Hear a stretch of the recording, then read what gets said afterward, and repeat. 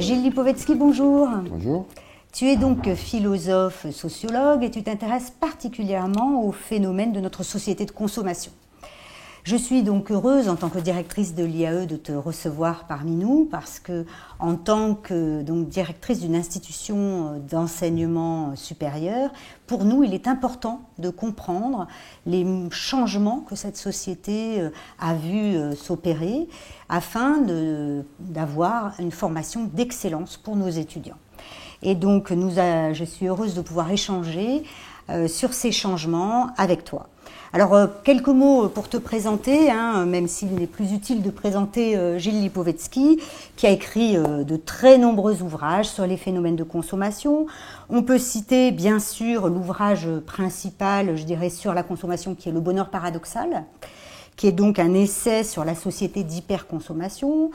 On peut citer, bien sûr, Le luxe éternel, qui est un ouvrage écrit et signé avec Eliette Roux, professeur de l'IAE d'Aix-Marseille. Et puis j'ai envie de citer le dernier ouvrage que tu as écrit, qui est De la légèreté, qui est un livre qui va traiter de l'impact de la légèreté sur nos vies de tous les jours. En particulier, ça intéressera beaucoup, il y a un chapitre qui intéressera beaucoup les marketeurs. Ou même, on peut aussi citer L'esthétisation du monde, qui s'intitule Vivre à l'âge du capitaliste artiste. Donc voilà, tous ces ouvrages ouvrent vraiment des perspectives nouvelles sur la vie en entreprise, sur notre société et nous interpellent. Donc je suis vraiment heureuse d'échanger avec toi et de recueillir ton analyse, je dirais autour de deux thèmes. Le premier serait autour de l'entreprise, le manager et la société. Et le second serait autour de les métamorphoses de la société de consommation et le consumérisme. Donc sur le premier thème, j'aimerais commencer peut-être par une question très globale. Quels changements sociétaux te semblent majeurs dans notre société aujourd'hui, je dirais sur les 10 dernières années ? Sur les 10 dernières années, c'est un peu trop court, parce que là, on ne peut pas en termes comprendre ce qui a changé dans le monde sur les 10 dernières années. Mais ce qui me paraît significatif pour comprendre ce qui se passe dans le monde aujourd'hui, je crois qu'il y a deux grands phénomènes. C'est l'extension formidable du consumérisme dans notre vie quotidienne. Tout est marchandisé, tout passe par la valorisation de la consommation, la pénétration du consumérisme, là où autrefois c'était des traditions, ou de la religion, ou des institutions anonymes. Le capitalisme a réussi à retransformer toute chose, le corps, le sport, l'art, les musées, tout ça entre dans une logique de consommation. Et surtout, c'est que la consommation a transformé le rapport des individus à eux-mêmes, à l'entreprise et aux institutions en général. Parce que le consumérisme a généralisé le choix, la logique du choix, du self-service, du plaisir, de la vie privée. Les loisirs, les achats, la télévision, les voyages, le bien-être. Tout ça a transformé fondamentalement le rapport des gens avec leur vie et donc a enclenché une immense révolution qui est l'individualisation du monde. Une individualisation qui signifie très, très sommairement une vie en libre service. Ça ne veut pas dire que les gens sont totalement déconnectés de la société, pas du tout. Simplement, on a de plus en plus de modèles et donc de choix. Alors, la dynamique de l'autonomie individuelle a pénétré tous les aspects de la vie. Le rapport à la religion, le rapport à la famille, le rapport aux enfants, le rapport à l'entreprise, le rapport à la culture. Partout, le modèle de l'exigence, la revendication de l'autonomie individuelle. Et ça, c'est un phénomène majeur. Parce qu'on a été longtemps dans des sociétés où cette autonomie était reconnue en droit, mais dans les faits, c'était extraordinairement verrouillé. Et là, le consumérisme a fait exploser ça. C'est, me semble-t-il, à partir de là qu'il faut tirer toutes les conséquences de ce raz-de-marée hyper individualiste, que d'aucuns parfois ont appelé narcissique, au point, tant il y a un recentrage de la vie sur le soi, sur le corps, sur le bien-être, sur l'exigence de bonheur. Et c'est un bouleversement majeur en termes culturels. Mais culturel, ça ne veut pas dire en dehors du monde, parce que ça a un impact, notamment sur les entreprises. Et alors justement, nous qui formons des personnalités qui sont amenées à être managers, est-ce que le management a évolué et a changé par rapport à ce que tu décris? Je pense que oui. Pour prendre des choses très simples, le management dit scientifique, c'est une invention du XXe siècle. Hein. C'est Taylor, Ford, hein. Les étudiants apprennent ça tout partout, oui, évidemment. Et c'est un management mécaniciste, c'est un management qui ignore, au fond, fondamentalement, la diversité des motivations humaines. Il y a l'idée qu'au fond, les gens travaillent pour gagner de l'argent, donc on va faire un salaire aux pièces. Il va y avoir un management totalement séparé entre les exécutants et les dirigeants. Tout à fait. Hein. Et à partir de là, la psychologie humaine, la diversité des motivations des gens est totalement ignorée.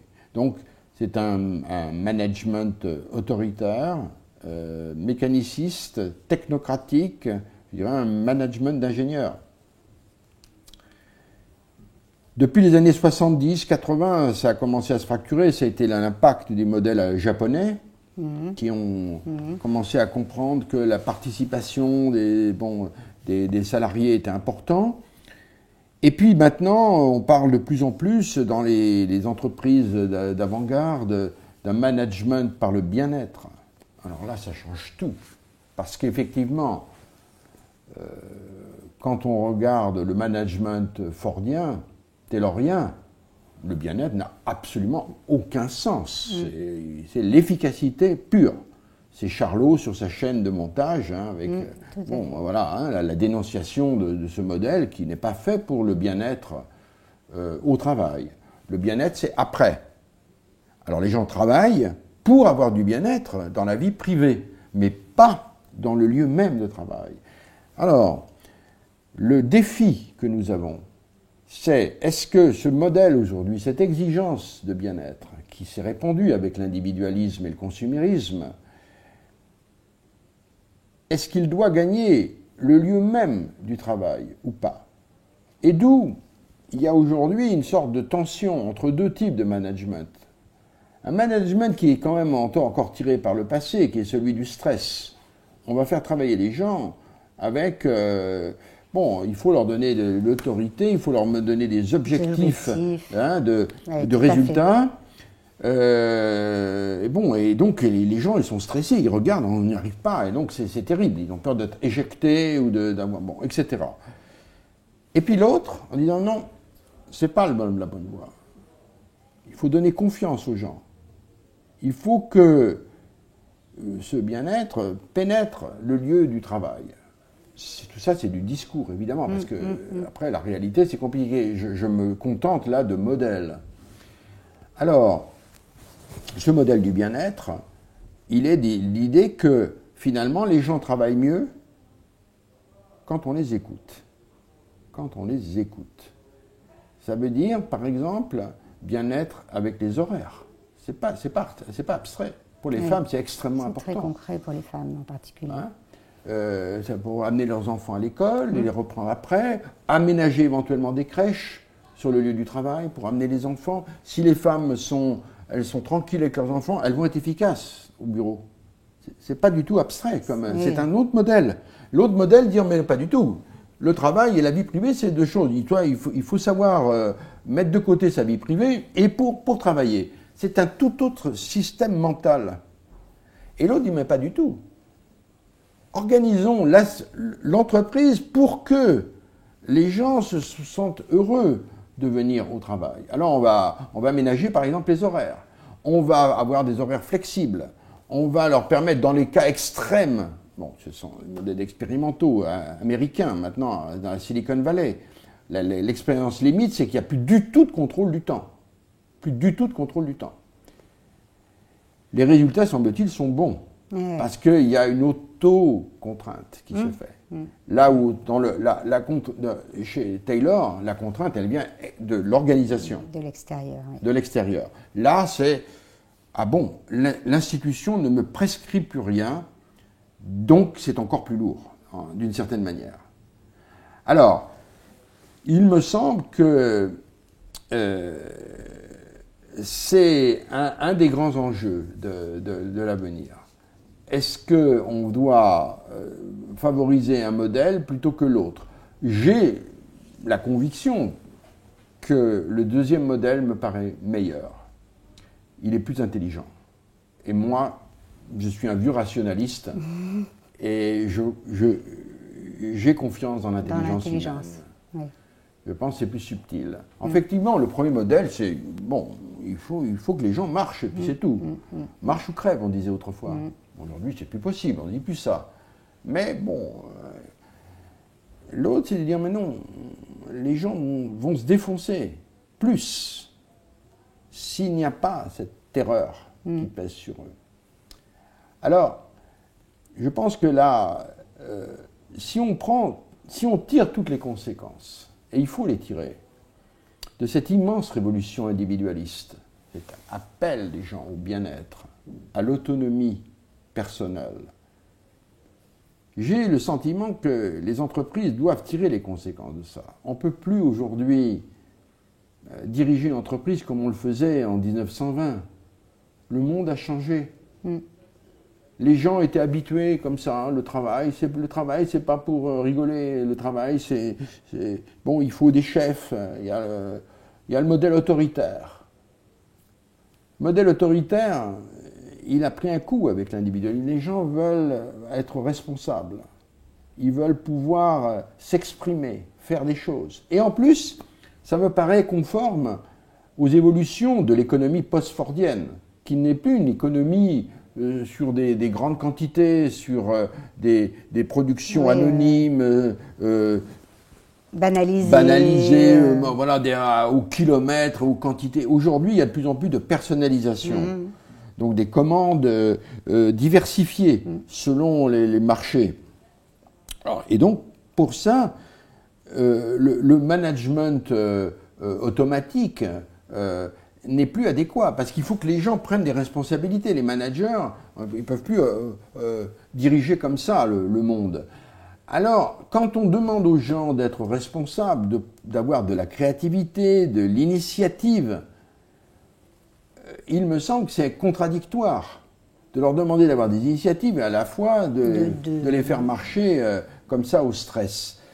Alors, je crois que si on tire toutes les conséquences de la révolution individualiste que nous vivons et que nous subissons de plein fouet, je crois que l'entreprise et les managers doivent se donner pour règle d'écouter les motivations des gens. Il ne faut pas y rendre, il ne faut pas les satisfaire toutes, évidemment, c'est ridicule. Mais quand même, il y a un préalable. Je pense que, pour résumer les choses, dans le management taylorien, il n'y avait pas à écouter les gens. Pas du tout. Parce que c'était les dirigeants qui savaient mieux, parce que tout était chronométré. Donc c'était scientifique, il n'y a pas de problème. Je crois que ce modèle, il a pris des rides énormément. Il est disqualifié par l'évolution du monde. À la fois parce que nous avons besoin de gens plus motivés, plus responsables, et d'autre part parce que le monde dans lequel nous sommes aujourd'hui, les gens n'acceptent plus ce modèle-là. Alors, il faut prendre en compte les attentes des gens et il faut écouter les aspirations. Ces aspirations profondes au choix, à l'expression de soi, à la reconnaissance de soi. C'est un des grands thèmes, ça. Une des grandes causes aujourd'hui, par exemple, de la maladie au travail, c'est le sentiment de non-reconnaissance. C'est des messages forts, ça, pour nos futurs managers. C'est extrêmement important. Un salarié sur deux en France ne se sent pas écouté. Il faut en tirer les conséquences. Il faut l'entendre, oui, tout à fait. Et alors, tu as évoqué la situation des femmes. Oui. Alors, les femmes, aujourd'hui, sont, surtout en France, très actives, mais elles ont toutes, on parle de ce plafond de verre, et elles n'arrivent pas à accéder à des fonctions de direction. Comment tu analyses ça? Pourquoi? D'où vient ce phénomène? Tu as tout à fait raison, à un seul bémol près, c'est vrai dans le monde entier. C'est pas propre à la France. Oui, mais en France... En France, il y a le taux d'activité féminine qui est plus élevé, très élevé. Mais le plafond de verre, il est un phénomène universel. Mondial, oui. Il est mondial. Alors, c'est un point très important. Alors d'abord, pour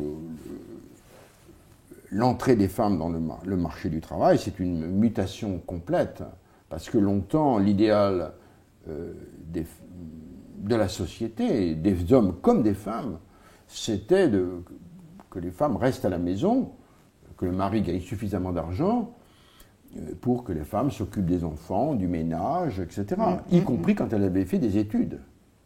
Donc, il y a là un bouleversement complet, parce que maintenant, la majorité des femmes considèrent qu'elles ne peuvent pas, au fond, réussir leur vie sans avoir une activité professionnelle. Et elles ont raison. Et elles ont raison surtout pour une raison très simple, c'est que les couples se séparent. Oui, aussi. Donc c'est de la sagesse. Parce que c'est très bien, on s'aime, tout, bon, formidable, mais bon, ça ne dure pas toujours.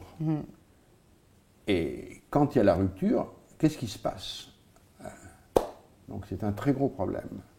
Je pense que les femmes ont aujourd'hui compris qu'elles doivent assurer leur autonomie. Oui.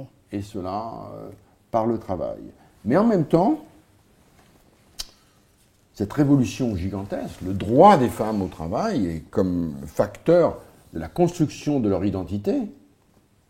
Une femme n'est pas simplement une mère, elle n'est pas simplement une épouse. Une femme, elle est aussi comme un homme sur ce plan-là, elle est un acteur de la vie économique, et donc au fond, c'est l'intelligence des femmes qui doit être aussi utilisée dans les entreprises et dans la société tout entière. C'est une grande chance pour nos sociétés que de pouvoir utiliser les capacités féminines. Donc c'était une perte énorme de ne pas... L'humanité a laissé scinder en hommes et femmes. Le fait que seuls les hommes, c'était une perte énorme. Donc à une échelle comme ça, si on prend beaucoup de distance, c'est une grande chance pour l'humanité. Les femmes deviennent créatives à l'intérieur même du monde productif. Alors, gain pour la société, gain pour les femmes, possibilité d'autonomie, mais beaucoup de problèmes. Beaucoup de problèmes parce qu'en même temps, les femmes restent très attachées aux enfants, à la vie familiale, et donc il y a ce fameux partage du temps des femmes qui se... quand elles sont au bureau, elles culpabilisent parce qu'elles ne s'occupent pas des enfants, et la réciproque est vraie également. Alors, là aussi, c'est un point qui doit sensibiliser le management si on veut que les femmes montent dans la hiérarchie. Alors, on a souvent dit que le plafond de verre, c'était la conséquence du machisme de nos sociétés, que les hommes empêchaient la promotion des femmes. Et je crois que moi je ne crois plus à ça. C'est pas ça. C'est pas des hommes qui bloquent les femmes parce qu'ils auraient des préjugés contre les capacités féminines. Je ne le crois plus.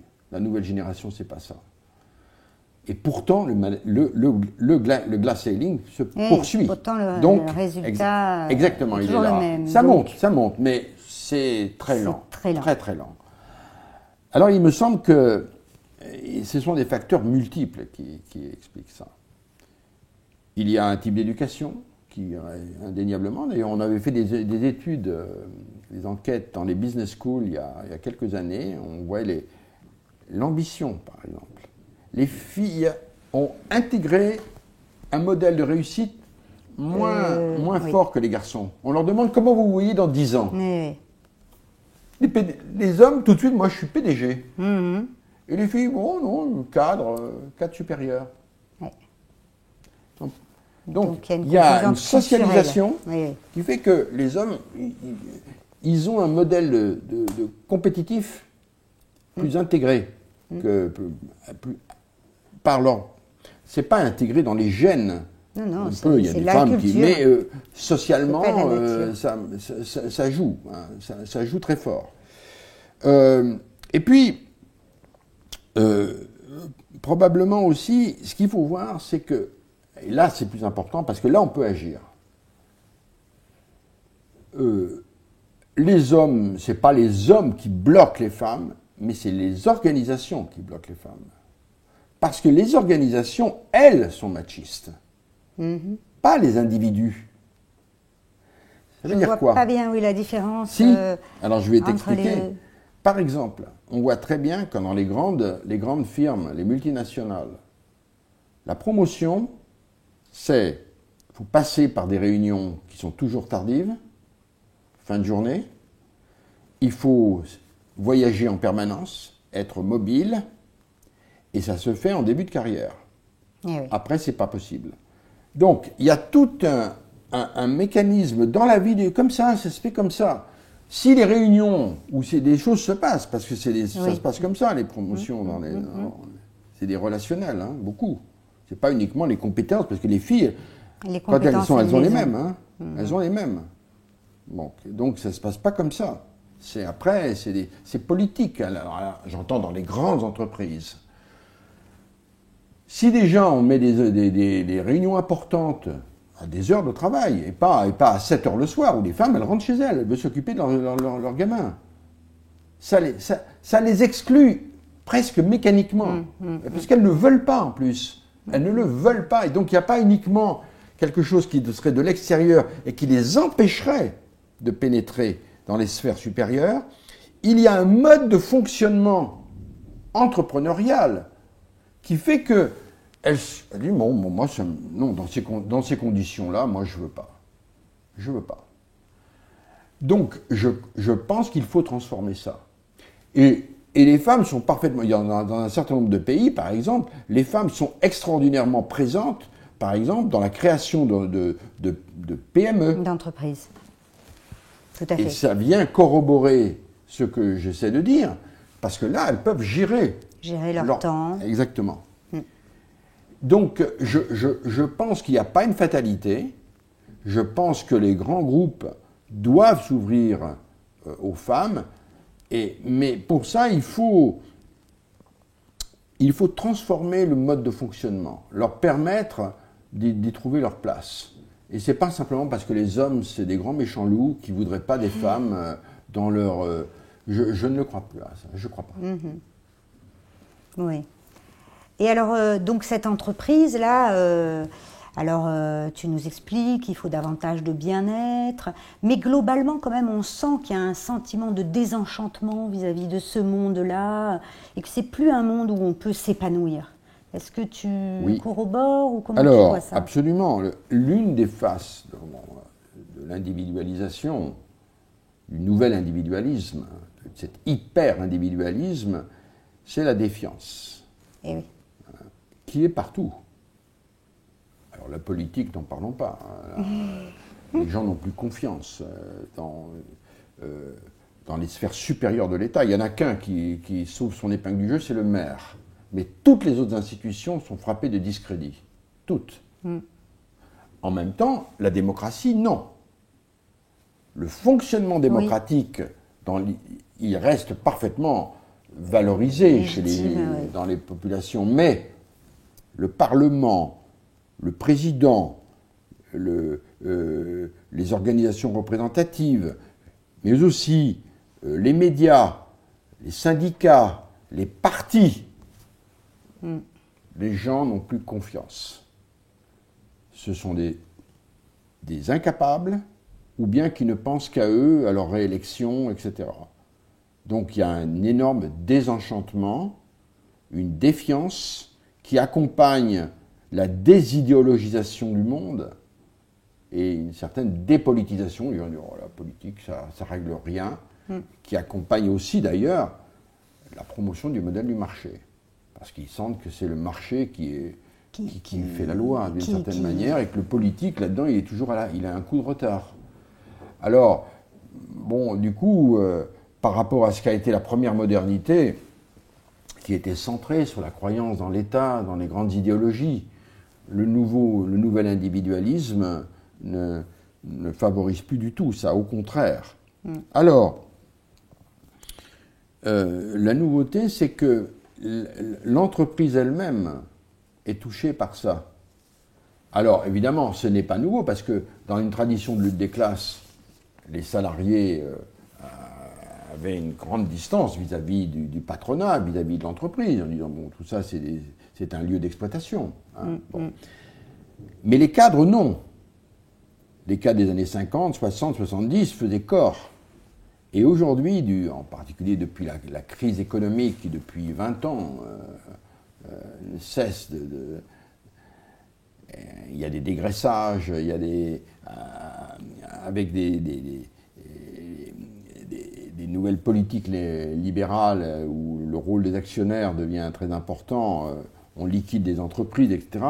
On a maintenant une distanciation vis-à-vis de l'entreprise, y compris dans le monde des cadres. C'est ça qui est nouveau. C'est pas l'ensemble, parce qu'avant c'était ça depuis l'époque de Marx. Bon, mais donc c'est intégré aujourd'hui que l'entreprise vous garde si c'est son intérêt, mais sinon vous serez éjecté. Et donc on est dans des situations où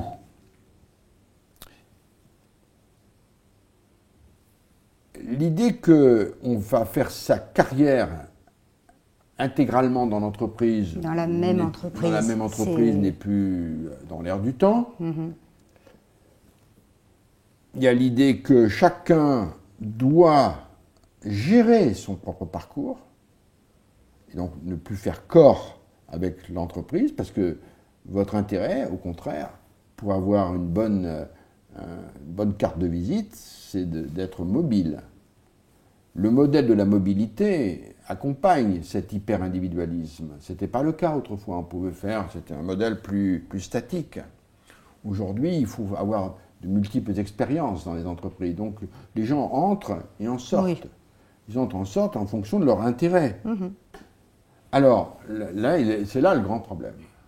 C'est là le grand problème. Donc il y a une distanciation à peu près générale des individus, des salariés, vis-à-vis de l'entreprise, parce que la confiance dit bon, mais en même temps, l'entreprise doit tout faire pour recréer de la confiance.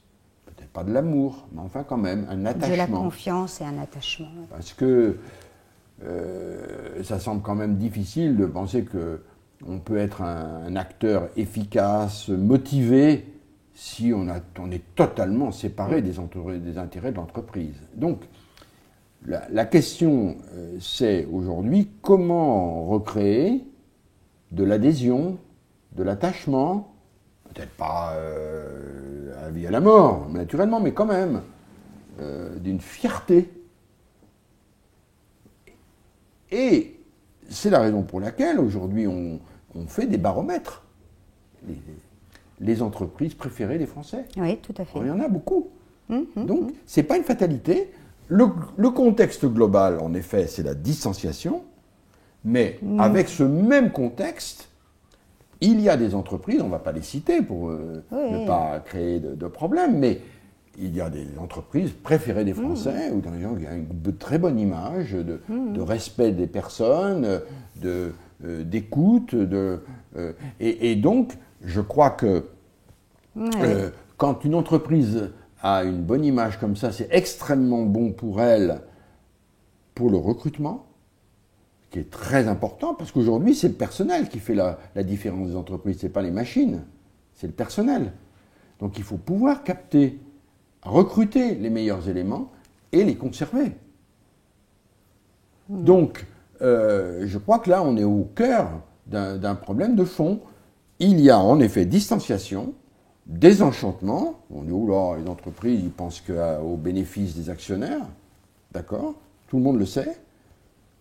Mais en même temps, quand même, il y a des entreprises qui parviennent à recréer une adhésion et une fierté. Je pense que les chefs d'entreprise doivent avoir ça. Et le management par le stress, il ne peut pas le créer. Si on est fier de son entreprise, on ne peut pas être fier de quelqu'un qui vous fait peur. Oui. Tout à fait. Alors, moi, je voudrais peut-être rajouter un élément. Quand je revois mes alumni, mes diplômés, beaucoup d'entre eux, en fait, me disent qu'ils sont confrontés à des injonctions paradoxales et qu'ils ont beaucoup de mal à faire correspondre leur éthique personnelle et l'éthique de l'entreprise. On va leur demander de faire des choses avec lesquelles ils ne se sentent pas en phase. Et c'est peut-être ça aussi qui joue dans cette distanciation. D'ailleurs, nous, cette année, on fait signer, pour la première fois, on a un peu innové, on va faire signer un sermon du management. Un peu comme le sermon d'Hippocrate. Donc, chacun de nos étudiants va signer un sermon en s'engageant à garder ses valeurs humaines dans son management. Notre signature, c'est cultiver un leadership humain. Est-ce que tu crois qu'on peut cultiver un leadership humain ou est-ce que ces injonctions paradoxales existeront toujours? Comment on peut gérer ça? Il faut le faire. Il faut le faire en étant lucide de la différence qu'il peut y avoir entre les proclamations nobles, nécessaires, et puis le résultat final. Je dis ça parce que ce sont nos amis anglo-saxons, en particulier américains, oui, qui ont, depuis les années 80, le code des entreprises, le tout code d'éthique est devenu une tarte à la crème, formidable, c'est très bien. Ça n'a pas empêché la crise des subprimes, qui au niveau éthique pose énormément de problèmes. Énormément de problèmes. Donc, le pays qui était le plus en avance dans l'engagement éthique nous a mis au bord du précipice. C'est simplement, je dis ça pas du tout pour disqualifier l'entreprise de éthique, simplement de ne pas trop penser que l'engagement éthique puisse être suffisant. Néanmoins, il faut le faire, en particulier dans les écoles, pour former, pour faire prendre conscience aujourd'hui combien la question éthique est capitale, non seulement pour le management direct, mais aussi pour les consommateurs, mais aussi pour la planète. Qu'est-ce qu'on fait? On fait des produits, ça donne quoi pour les générations d'après? Et alors, on a vraiment partout de plus en plus des questions de choix fondamentaux, mais qui reposent in fine sur une dimension éthique. Alors, je crois que la question de la responsabilisation est essentielle dans un monde aujourd'hui où tout est ouvert. Autrefois, ce n'était pas comme ça. Il y avait des transformations, mais bon, on ne se posait pas ce genre de questions. Bon, pour une question qui était chère, par exemple, sur la question du luxe. Avant, le luxe, c'était de faire des produits de très haute qualité, qui s'adressent à des gens de la haute société, des produits chers, et puis voilà. Aujourd'hui, c'est plus compliqué. On dit, oui, mais nous, on a comme horizon l'excellence, mais peut-il y avoir une excellence avec des produits qui détériorent la planète, qui polluent les eaux, qui sont fabriqués dans des conditions inhumaines? nous avons avec le luxe, dans le cas du management par le luxe, enfin, dans les entreprises de luxe, une vraie question aujourd'hui de responsabilisation. Il n'y avait pas de problème de responsabilisation. Il y avait une question d'être efficace.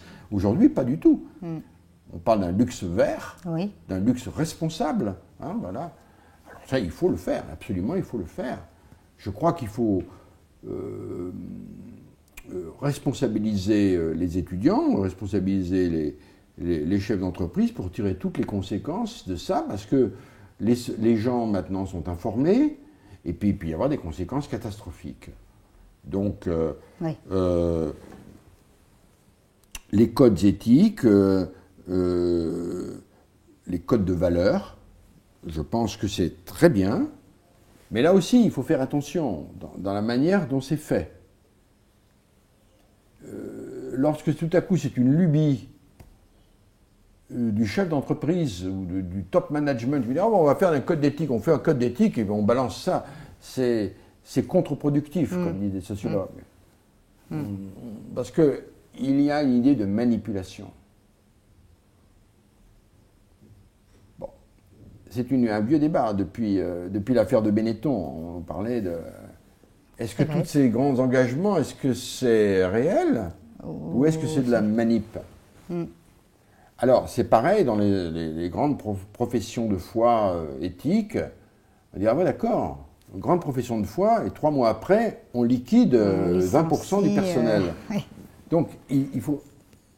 voilà, c'est ça le problème. Mais ça ne veut pas dire que les entreprises, et encore moins les écoles, doivent s'abstenir de ça. Au contraire, il faut le faire. Mais je dirais que l'important, c'est que les proclamations ne soient pas contredites par les faits. Voilà. Et donc, il faut avoir en vue cette adéquation. J'aimerais passer peut-être au second thème sur la consommation, puisque tu as évoqué ce consommateur.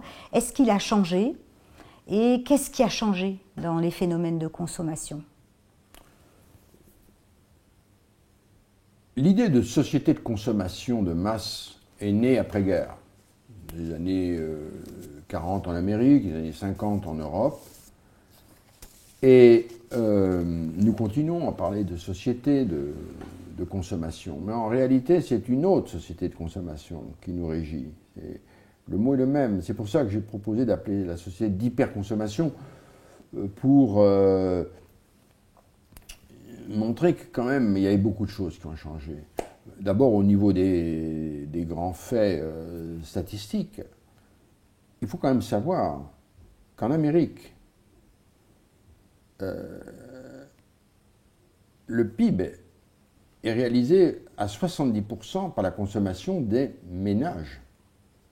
C'est-à-dire que c'est la consommation qui est devenue le levier essentiel de nos économies. Donc, ce qui a d'abord changé, c'est la place, c'est l'extension économique de la consommation. Dans la révolution industrielle, avant, c'était pas ça. C'était, en grande partie, c'était porté par la production de l'électricité, les biens d'équipement, les machines, les mines. Aujourd'hui, c'est la consommation finale qui est devenue l'élément. Alors ça, c'est à l'échelle globale. Après, il y a un point. Alors, est-ce que le consommateur, dans ses comportements, ses aspirations, a changé? Bien sûr que oui. Bien sûr que oui. Il a changé d'abord parce que dans les 30 Glorieuses encore, la consommation est portée ou tirée par la consommation des ménages. C'est l'équipement de la maison. La voiture, la télé, le téléphone. C'est pour un usage semi-collectif. C'est papa, maman, la bonne et moi. C'est un sketch d'autrefois. Oui. Mais c'était ça. Et aujourd'hui, c'est pas ça. Aujourd'hui, c'est tablette, smartphone, c'est-à-dire c'est individuel. Un accès instantané Absolument. à l'information. Et individuel. Et individuel. C'est pas pour la famille, c'est chacun à ses appareils. Avec ses chaînes. L'appareil photo, tout ça est devenu de plus en plus individualisé. Dans les années 50, 60, 70, quand on voulait acheter une paire de baskets, il y avait 2 choix de couleurs. Aujourd'hui, on rentre dans un magasin de sport. On va voir des marques de Adidas ou de Nike, c'est des centaines de modèles. Et donc, il y a une logique de choix du consommateur qui s'est extraordinairement ouvert. Et puis aussi, c'est que, encore dans les années des 30 Glorieuses, les comportements de consommation étaient très largement encadrés par des cultures de classe. Les paysans, ils consomment d'une certaine manière, les ouvriers d'une certaine manière, les moyens supérieurs, les classes. Donc, il y avait des sortes d'encadrement collectif. Les gens... Tout ça a complètement explosé. Les gens mélangent. Et donc, on est devenu un consommateur beaucoup plus nomade, mobile, décoordonné, dérégulé, je dirais. Autrefois, ce qui fait qu'on faisait des études marketing, tu connais bien ça, en catégorie socio-professionnelle. Et aujourd'hui, on les fait. Mais il y a un film qui l'évoque, il y a un film des années 80 qui avait bien sorti ça, Diva. Le type, c'est un petit employé des postes. Il est un employé modeste, vraiment modeste. Mais il vit il a des appareils hi-fi d'enfer. Et donc, il écoute de l'opéra. Donc ça ne correspond pas. On voit la casquette qui écoute Verschuren. Mais non, c'est pas ça. Lui, il aime l'opéra et il a un appareil quasi semi-professionnel. Alors qu'il a une condition de vie modeste. Donc, ça ne cadre pas. Eh bien, j'avais appelé ça l'effet diva. C'est un peu vrai pour tout. Aujourd'hui, les gens modestes, ils écoutent de la grande musique, ils veulent voyager, ils prennent l'avion. Alors, ils serrent le budget après, sur d'autres éléments, bien sûr. Mais on a aujourd'hui des arbitrages qui n'existaient pas autrefois. Et l'arbitrage est devenu un phénomène permanent parce que tout le monde veut aspirer aux biens de consommation, y compris aux marques premium, aux marques de luxe, ou aux éléments de luxe. Alors, comme on ne peut pas, alors on économise là, mais on dépense ailleurs, et on arbitre. Internet en rajoute une couche, parce que le choix devient infiniment plus ouvert avec les sites comparateurs. Donc, avec Internet, l'idée du consommateur manipulé, dirigé de l'extérieur par la pub, par le marketing, il est un petit peu secoué, parce que, c'est pas que ça n'existe pas, mais en même temps, le consommateur est beaucoup plus actif. Et il est plus actif parce que, tout simplement, il a des éléments de comparaison, et il arbitre. Là où autrefois, c'était que le prix. Mais le prix était fixé par une seule chose. Aujourd'hui, on va voir. Oui. Et puis la consommation dite collaborative, aujourd'hui, qui est un point très important. Les gens trouvent sans arrêt des bons plans. Donc, on a là une transformation de très nombreux aspects qui vont encore se renforcer grâce à l'outil numérique et qui laisse aujourd'hui une part d'initiative aux consommateurs et qui s'exprime sur les marques, là où autrefois ils ne faisaient que subir le discours marketing. Et puis enfin, il y a un aspect culturel très important, me semble-t-il, c'est que longtemps, la consommation se construisait sur le modèle tel que Veblen l'avait mis en place, consommation ostentatoire. Oui. La distinction, aurait dit Bourdieu, on achète les choses, même encore Baudrillard écrivait des textes dans ce sens-là. On achète la télévision, pas pour elle-même, on achète la télévision pour la montrer. Pour montrer qu'on a une belle télévision. Un signe de standing. c'est totalement révolu. C'est totalement révolu. En Europe, hein, entre-temps. Dans certains pays, c'est encore vrai, hein, mais je parle dans le modèle européen. C'est totalement révolu. On n'achète plus la télé, on n'achète plus un smartphone, on n'achète plus tout ça pour... Il peut y avoir un petit élément distinctif de telle ou telle marque, chez les adolescents, oui. Bon. Mais les produits de consommation sont tellement devenus des éléments du cadre de vie quotidien qu'aujourd'hui, quand on achète un téléphone mobile, qu'est-ce qu'on cherche? Pour le montrer aux gens, mais tout le monde en a un. Donc ce n'est plus distinctif. Pour l'essentiel, un petit peu quand on a une marque, pratiquement il n'y en a qu'une en fait. Ou quand on achète un jeune, Apple, voilà. Bon. Mais à part ça, les gens ils achètent n'importe quelle marque. Ce qu'ils veulent, c'est un bon prix. Et surtout, ils l'achètent. Pourquoi faire? Être appelé, être en contact, prendre des photos,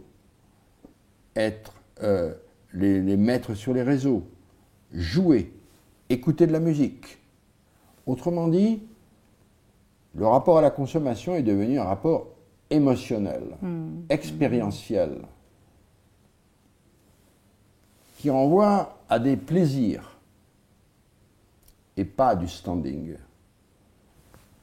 Dans le monde dont parle Proust encore, c'est le monde des salons, le monde du snobisme, il est essentiel de s'afficher pour être admis dans tel ou tel milieu. Aujourd'hui, on veut être admis, bien entendu, mais pour l'essentiel des activités du consommateur, il veut ressentir. Lui avec ses proches, ses amis, avec ses petits cercles peut-être, mais les gens aujourd'hui sont en quête de sensations, de plaisir. Prenons un exemple comme le tourisme. Le tourisme anglais, à la fin du 19e siècle, c'est un tourisme de classe qui fait partie du standing de la bourgeoisie. On faisait un voyage en Italie, ça faisait partie du parcours d'une bonne éducation. Oui. Mais c'est fini. Les gens veulent aller dans le monde entier. Il y a une passion touristique inimaginable. Mais pourquoi faire? Pour montrer aux gens, mais tout le monde s'en fiche. Non, ils veulent ressentir des choses, ils veulent voir, sentir, découvrir, le bonheur, sortir de la morosité du quotidien. C'est ça, la passion touristique, pour le meilleur et pour le pire, naturellement. Mais quand même, le tourisme est devenu un signe majeur de cette transformation qui a beaucoup changé, parce que c'est vrai, encore dans les années 50-60, les gens ramenaient, ils passaient leurs diapositives, ils barbaient tout le monde à montrer des photos de voyage, mais c'est plus ça. Aujourd'hui, immédiatement, on va faire une photo, on la met sur Facebook. Tout ça, c'est en instantané. Mais de Facebook, c'est pas pour montrer, mais pour avoir des retours, pour avoir une communication, et dire, ah ouais, ta photo, elle est super, j'adore, c'est bien, t'as de la chambre, etc. Ça, c'est vrai. Mais fondamentalement, il y a une mobilité des gens, une recherche de sensations, de plaisir. Les jeux vidéo, aujourd'hui, l'emportent quasiment sur le cinéma. Les gens veulent être actifs, veulent ressentir des choses. Ils veulent jouer. Donc, le modèle qui était celui qui était prévalent jusqu'alors, celui de la logique ostentatoire, d'une logique, je dirais, de consommation statutaire, a cédé le pas à une consommation de type émotionnel qui accompagne l'hyper-individualisme. Ça veut dire qu'on consomme d'abord pour soi. Pour soi. Pour les émotions. Ça ne veut pas dire qu'il n'y a pas un plaisir aussi de le montrer. Il ne faut pas être naïf. Mais prenons un autre exemple. Le produit de luxe, longtemps, a été un signe éminemment statutaire. Oui. Aujourd'hui, mais bon, ça veut dire que l'amant ou le mari payait, offrait une belle bague en or ou un collier de diamants, d'accord. Aujourd'hui, les femmes travaillent, elles vont s'acheter une bague. Elles ne veulent pas acheter une bague pour montrer qu'elles sont riches, c'est absurde. C'est pas ça. Elles veulent une bague qu'elles aiment. Cette subjectivisation du rapport à la consommation. Et la marque de cette individualisation est du nouveau consommateur. Il achète ce qu'il aime. Alors, ça ne veut pas dire qu'il n'y a pas des influences, il y a des influences, mais quand même, c'est plus un modèle standard. Et surtout, dans la motivation, ce n'est pas pour l'afficher, c'est parce qu'on l'aime. C'est pas la même chose. Ça ne veut pas dire qu'il n'y a pas d'influence. Il y a des influences. Mais l'intentionnalité n'est plus la même. Ce qui était la force autrefois, c'était d'être intégré par des produits de consommation qui permettaient de donner ta place dans la société, ta réussite. Non, une femme n'achète plus une robe de marque pour montrer qu'elle va montrer, pas du tout. Pas du tout. Mais elle aime parce que ça lui va. Parce qu'elle pense que ça la met en valeur pour sa personne. C'est plus du tout la même chose. C'est le corps, la jeunesse qui devient centrale.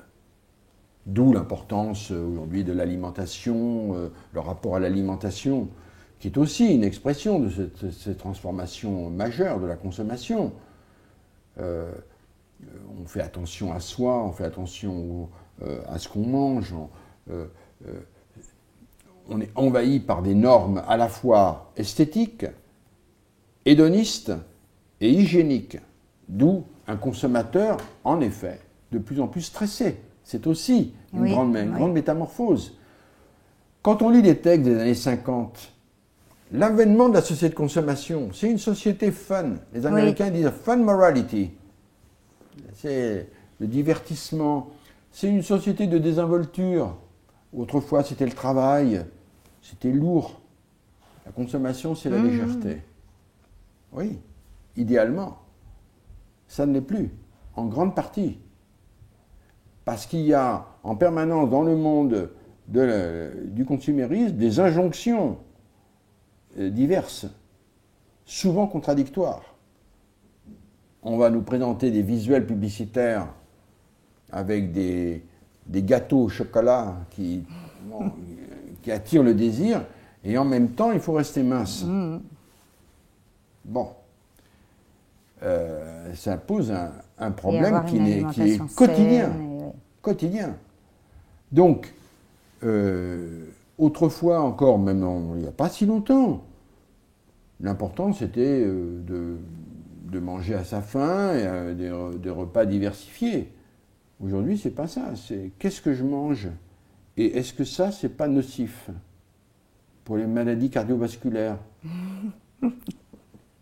Tout le débat sur les OGM, sur la vache folle, il y a un problème. Et ça, peut-être c'est pas bon. Donc, il y a aujourd'hui un monde consumériste qui est de plus en plus hédoniste et simultanément de plus en plus inquiet et réflexif. C'est-à-dire qu'il va s'informer, il va réfléchir. Donc d'un côté, une puissance de marketing sans doute de plus en plus grande, et en même temps, d'un consommateur qui de plus en plus réfléchit et qui prend ses distances. En langage plus métaphorique, la consommation offre toujours une image de légèreté, et en même temps, dans le quotidien, c'est quelque chose qui a une certaine lourdeur. Et en particulier pour ceux dont les revenus ne suivent pas la cadence de la production des nouveaux besoins. Donc il y a à un moment donné, il y a un problème qui devient de plus en plus important. Les standards de la consommation sont intégrés par tout le monde.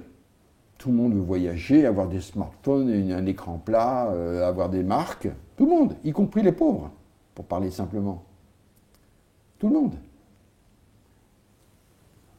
Mais le budget ne suit pas.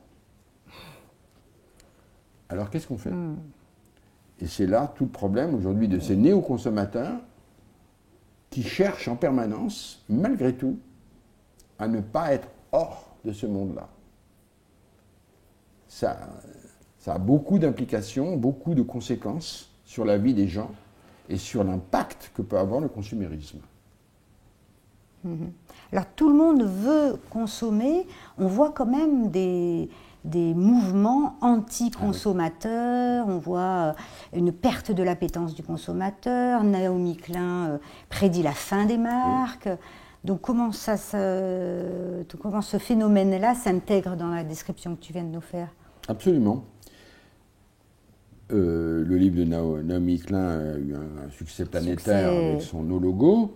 Oui. La crise de 2008 en a rajouté une couche. Les consommateurs tétanisés par ça, on nous manipule totalement avec des produits qui changent, les prix changent pour un oui, pour un non, on ne sait plus de qu'est-ce qu'on paye exactement, avec en particulier maintenant les transports. Le yield marketing. On change le même vol, on le paye 10 fois plus cher. Alors, on dit qu'est-ce que c'est que ce. Alors, il y a l'idée que maintenant, les consommateurs ont pris une distance par rapport aux marques, et cette idée que on va se recentrer sur l'essentiel, sur. Je dois te dire soi, que je n'en crois pas un mot. Ah. Je n'en crois pas un mot de ça. C'est une autre manière de consommer. Oui, en fait, là, une autre manière de consommer, sans aucun doute. Mais le déclin des marques me semble une ineptie. Pourquoi? Parce que c'est ne pas comprendre que dans un monde ouvert comme le nôtre, il y a une spirale anxiogène qui accompagne le monde de l'hyperchoix. Oui. Et les marques ont cette fonction-là. Elles mettent des repères. Oui. On peut les critiquer. Elles lèvent l'anxiété. Mais on sait qu'est-ce qu'on achète. Imaginons un monde totalement sans marque. Qu'est-ce qu'on fait? On achète quoi? Aujourd'hui, d'ailleurs, même les écolos, ils veulent des marques bio, c'est-à-dire des marques. C'est-à-dire des marques. C'est quand même une marque. Ils veulent des labels. Ils veulent un label parce que ça sécurise.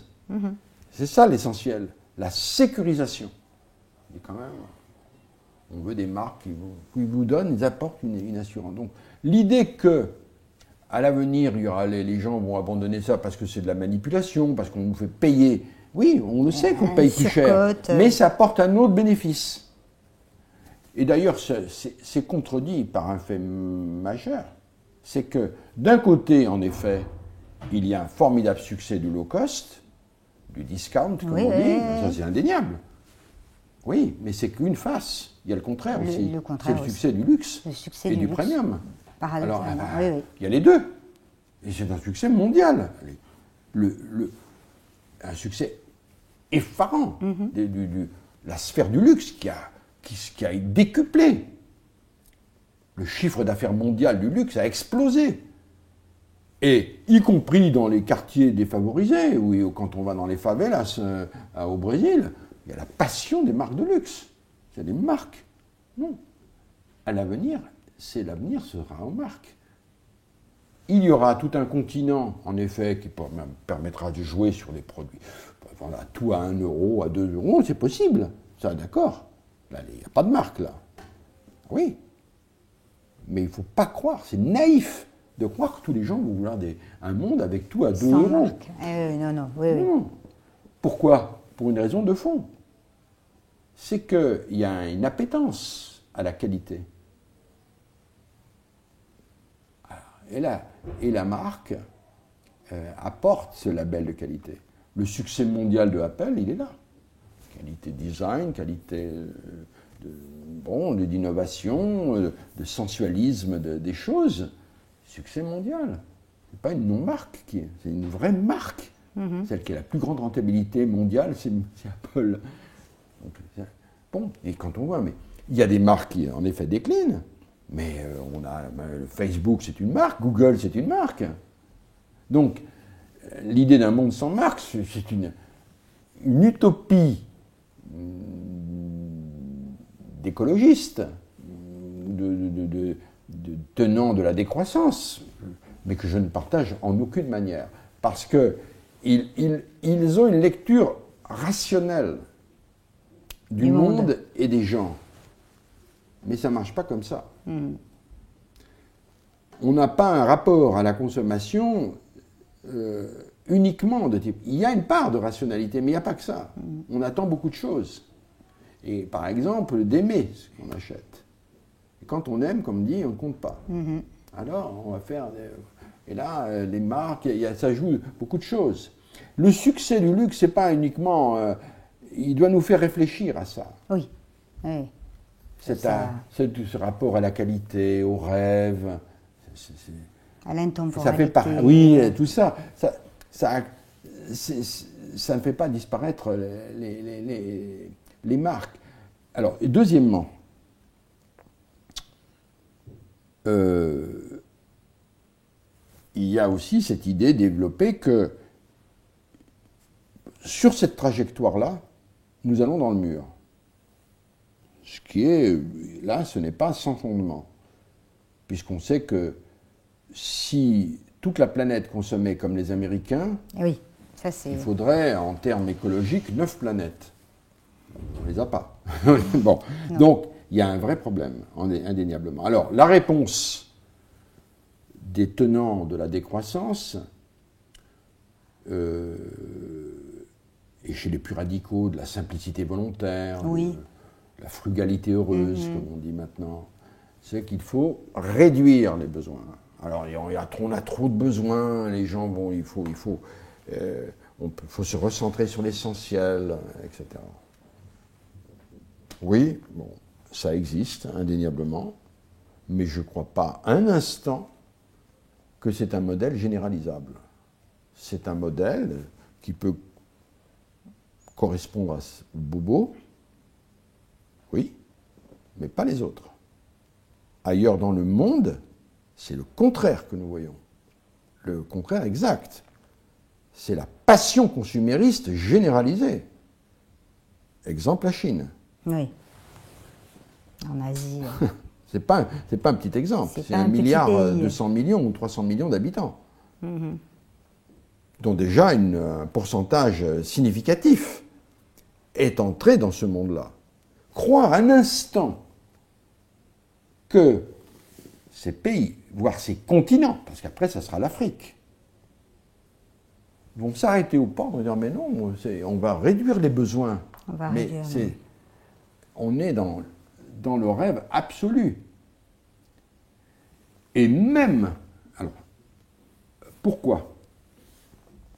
Parce que même chez nous, dans les pays les plus développés, il n'y aura pas de régression consumériste. Il y aura d'autres formes de consommation, ça oui, mais pas une régression. Pourquoi ? Parce que la passion consumériste, elle accompagne l'effondrement des traditions. On n'est plus des sociétés de tradition. Quand on n'est plus dans les sociétés de tradition, il y a la volonté du nouveau, le désir du nouveau. Et le nouveau, c'est la consommation qui l'apporte, pour l'essentiel. On va au cinéma, on voyage, je change la décoration de ma maison. Nouveau tout le temps, tout le temps. Tout est nouveau. Et nous sommes aujourd'hui, nous voulons du nouveau. Nous désirons la soif de l'infini, disait déjà Durkheim. Et cette soif de l'infini, aujourd'hui, c'est en grande partie, c'est la consommation. Parce que c'est vrai que la consommation culturelle, par exemple, n'a pas de limite. Pas de limite à la consommation de cinéma, de films, de musique. C'est infini. Il n'y a pas de satiété là-dedans. Il y a une satiété, je ne peux pas avoir 50 fauteuils chez moi. Ça, d'accord. Oui, mais pas dans la culture. Pas dans la culture. Et d'ailleurs, c'est ce qui se passe. Tu vas sur YouTube, sur les plateformes musicales, sur Spotify, c'est entre 20 et 25 millions de titres. Ça n'a pas de limite.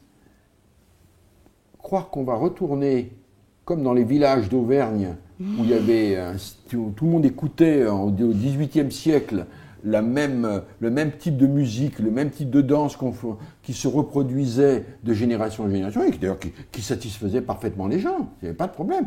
Oui, mais ça ne satisferait plus du tout le consommateur d'aujourd'hui, qui dit « Mais attends, ça j'ai entendu 20 fois, j'ai envie d'autre chose ».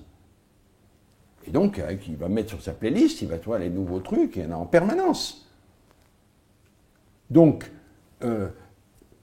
fondamentalement, si l'analyse que je propose est juste, c'était d'un consommateur de type émotionnel, expérientiel, la quête du nouveau est illimitée. Il n'y aura pas. Alors, effectivement, il y a un problème. Il y a un problème parce que il va falloir transformer les modes de consommation et les modes de production pour que ce soit acceptable par la planète. Oui. Alors c'est une contrainte. Là, c'est un gros problème. Ça, je n'ignore pas ça. C'est le développement durable, c'est la transition énergétique, c'est le recyclage des matériaux, c'est l'investissement dans la recherche et le développement qui doit permettre des économies d'énergie, des produits qui consomment moins de matières premières. Bon, donc, mais c'est dans cette voie-là qu'il faut chercher. Le reste, c'est de l'incantation morale. Et j'ai la conviction que les incantations morales, c'est pas ce qui change le monde. Mm-hmm. Ce qui change le monde, c'est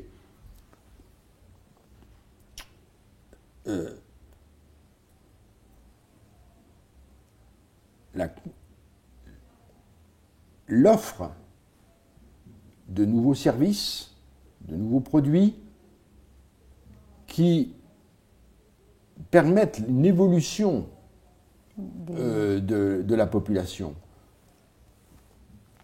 Imposer de l'extérieur en disant c'est pas bien ce que vous faites, c'est pas la bonne voie.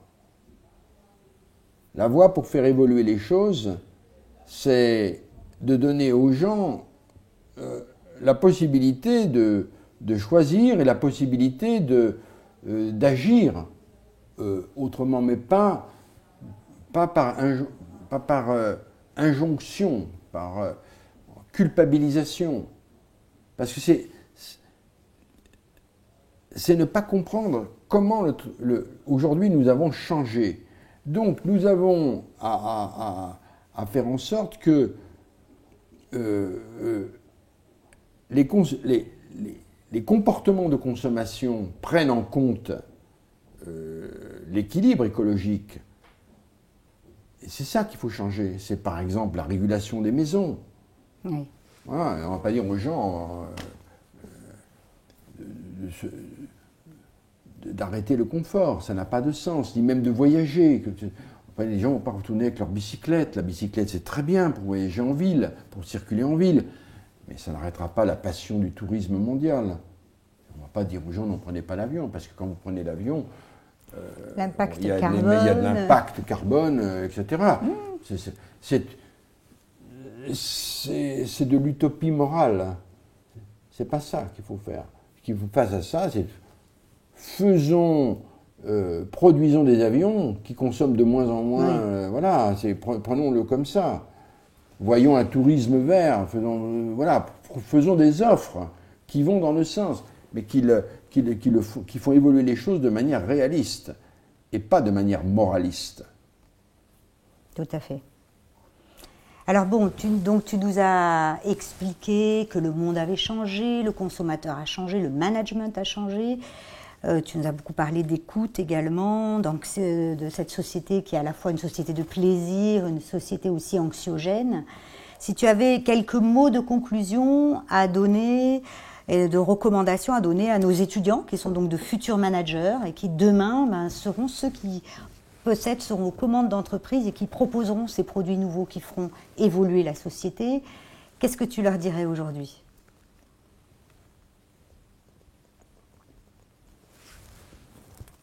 Je leur dirais d'abord, j'ai dit tout à l'heure, que quand ils seront au poste de commande,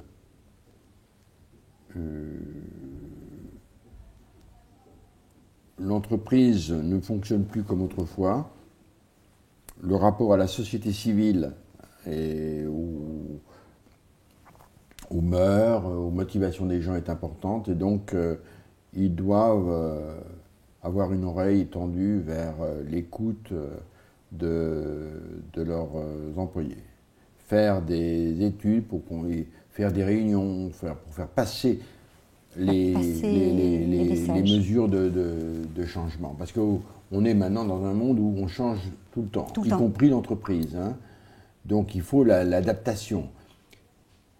Mais on sait ce qu'il faut changer, mais il faut le faire accepter là aussi par les gens. Et on a fait des études aux États-Unis en montrant que les entreprises ça coûte un peu d'argent, mais ça fait rien, qui accompagnent le changement par des explications, par l'écoute. On explique aux gens. Il faut expliquer pourquoi on change. Si on explique, puis après on trouve des aménagements, ça prend un peu de temps, ça coûte un peu d'argent indéniablement, parce que c'est des heures qui sont d'accord.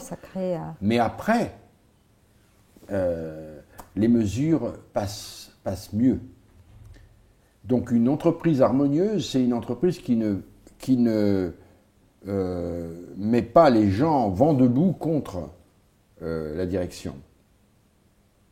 Il faut trouver des dispositifs qui permettent ce dialogue entre guillemets ou cette écoute. Et j'avais été très surpris de voir ces analyses qui montraient que ça se passait bien mieux. Hein. Et que lorsqu'on explique les choses, on l'accepte. D'ailleurs, c'est une chose qu'on peut comprendre. Regarde, un exemple très simple, mais qui montre, si dans ton immeuble, t'as coup du bruit, etc., tu ne sais pas d'où ça vient, ça t'énerve, les gens sont en colère. Si les gens sont venus te dire, écoutez, excusez-moi, on a une fête, on est désolé, il y aura peut-être un peu de bruit. Bon, en général, on est plus compréhensif. Et le chaos que ça crée, il est mieux accepté. Parce qu'on a compris. Ça montre qu'il y a quand même une puissance de compréhension qui fait que, parce qu'on est agressé par quelque chose, on dit mais pourquoi il change ça, mais qu'est-ce que c'est, on nous manipule, et là ça bloque. Il y a une résistance au changement, bien terrible. Sûr. Alors ça ne veut pas dire que toutes les mesures sont acceptées par les gens, on peut discuter aussi, mais je crois que c'est un grand message pour montrer que dans une société de l'individu, une société dans laquelle les gens ne sont plus dirigés ni par des traditions, ni par des religions. Il faut prendre en compte leurs aspirations et en même temps s'adresser à leur intelligence. Et je crois que c'est une des voies, je pense, pour l'entreprise de demain. Après, les dispositifs concrets, ils changeront en permanence, mais je pense que c'est un point essentiel. Tant le management a changé, c'est cette capacité d'être ouvert sur les gens et en même temps d'instaurer de la communication à l'intérieur. Le problème, c'est que maintenant, à peu près tout le monde en est convaincu, mais on ne le fait pas. Non, oui, ou on ne sait pas le faire. Ou on ne sait pas le faire, et ça coûte un peu d'argent. Alors, tout à fait. Et alors, on prend des mesures un peu à l'emporte-pièce, des mesures trop rapides. Il faut anticiper le changement, il faut le préparer, le changement. Il faut changer tout le temps, mais le faire à un rythme acceptable. Sinon, ça crée évidemment des tensions, et puis ça recrée de cette distanciation, de ce désenchantement dont on a parlé, qui n'est pas une bonne chose pour une entreprise. Parce que je suis convaincu que lorsqu'on aime son entreprise, lorsqu'on en est fier, on travaille mieux. Tout à fait. Bon, donc davantage d'écoute, d'ouverture, et nos entreprises iront mieux vraisemblablement en suivant ces conseils. Eh bien, merci beaucoup Gilles, ça a été un plaisir de te recevoir et Je souhaite à tous nos auditeurs d'écouter et de mettre en œuvre ce qui a été dit aujourd'hui. Merci. Merci à toi.